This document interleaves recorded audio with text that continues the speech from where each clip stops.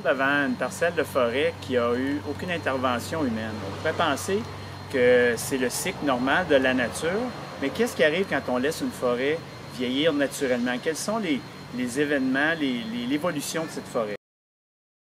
Ce qui se produit dans une forêt qui reste dense pendant trop longtemps, c'est qu'on a la mortalité au niveau de la cime vivante. Autrement dit, la proportion des arbres, des branches vertes qui font la photosynthèse, qui se trouvent à nourrir l'arbre, la proportion diminue à mesure que la densité reste forte au travers des années et l'arbre se retrouve être en situation de débalancement. C'est-à-dire qu'il est trop long pour la quantité de cime qu'il y a et le tronc est souvent pas assez, le diamètre n'est pas assez gros pour bien le soutenir face aux intempéries. Qu'est-ce que l'homme, qu'est-ce que le forestier aurait pu proposer dans une forêt de ce type? En fait, il y a à peu près 15 ans, si on a été intervenu pour faire des travaux d'aménagement forestier, on aurait procédé à éclaircir la forêt en prélevant le sapin, qui était proche de sa maturité.